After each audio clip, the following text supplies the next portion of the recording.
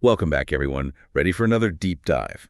Today, we're traveling back in time to explore a truly fascinating subject, the history of cooking. Sounds delicious. Uh-huh. Not quite ready to eat yet, but it might make you hungry by the end.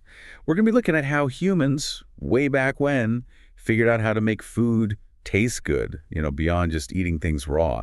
And it's a pretty amazing story of ingenuity and experimentation, kind of like, little scientists in the kitchen. I like that little scientists with aprons and spatulas. Exactly.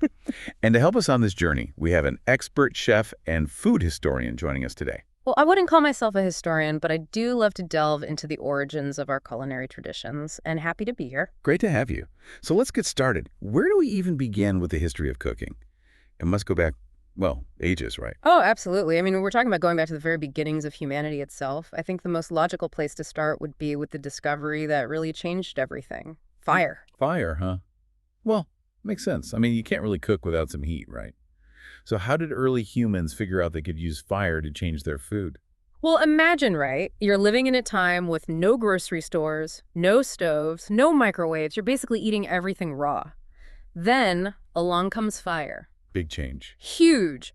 Early humans were already using fire for warmth and light and probably protection too. So it's not hard to imagine that maybe, just maybe, some food accidentally fell into those flames. Oops, dinner's done. Right. And what they found must have been revolutionary. They discovered that this fire, this thing they already rely on, can actually make their food taste better. Okay, I can see how that'd be a pretty big deal. But what exactly did the fire do to the food? Well, think about it. Meat, when it's raw, can be tough, chewy, even dangerous sometimes. But fire softens it up, makes it easier to chew and digest.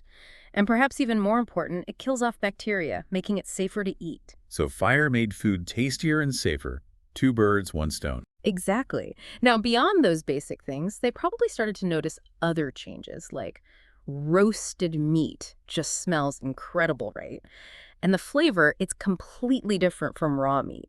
More intense, more complex. It was a whole new culinary experience. I bet. It's making me think about, roasting marshmallows over a campfire. That smoky, sweet taste. It's like magic.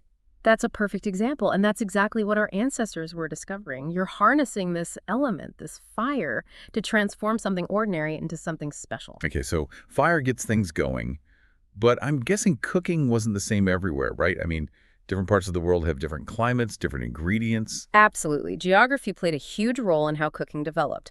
Take, for instance, people living in colder climates. They needed to stay warm, especially during those long winters. Makes sense. So they figured out ways to cook food over a fire for a really long time, letting it simmer and bubble away. That's how we got those hearty stews and soups.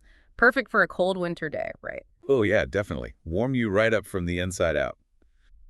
But what about places that didn't have such harsh winters? Well, in warmer climates, people had different challenges. Preserving food, for example, was a big concern. They couldn't just rely on freezing temperatures to keep things fresh.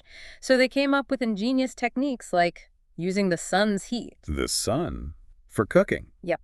They'd lay out fruits, vegetables, even meats to dry in the sun. It removes the moisture, making them last much longer.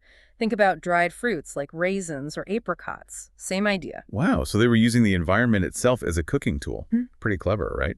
But let's think about the food itself. I mean, there are so many different kinds of things we eat. Fruits, vegetables, meats, grains. How did they figure out how to prepare each of those? Trial and error, mostly. It's Yeah. all about experimentation, observation, and a little bit of bravery, I'd say. Let's take meat, for example. We already talked about how fire made it safer and tastier, but over time, people developed different techniques for cooking it. Roasting, grilling, smoking, even boiling. It's like they were trying everything they could think of. Exactly. And with plants, it was the same story.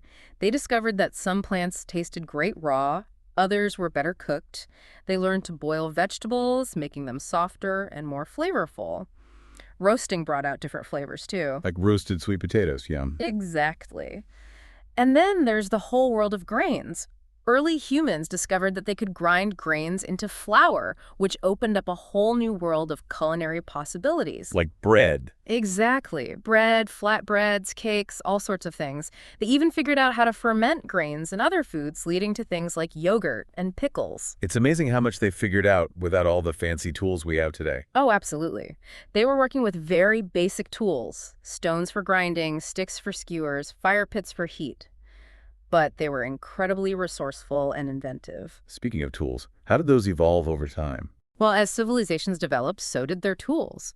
They started creating more specialized tools for different tasks. Clay pots for boiling, ovens for baking, all sorts of things. And these innovations allowed them to refine their techniques and create even more elaborate dishes. So, from those early days of accidentally dropping food into a fire, cooking has come a long way, and it's still evolving, isn't it? Oh, for sure. We're still experimenting, still inventing new techniques and tools. We have microwaves, blenders, immersion circulators, all sorts of gadgets that our ancestors couldn't even dream of. It's kind of mind-boggling to think about, how much of what we eat today is a result of thousands of years of human creativity and experimentation. It's true. Every time we cook, we're tapping into this long, rich history.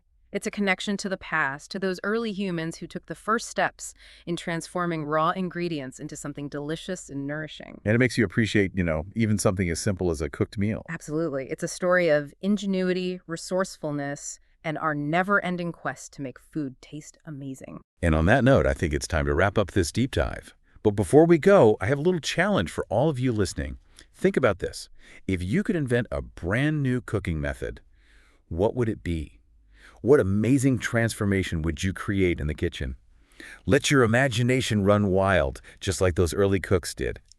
Until next time, happy cooking. And happy eating! See you next time.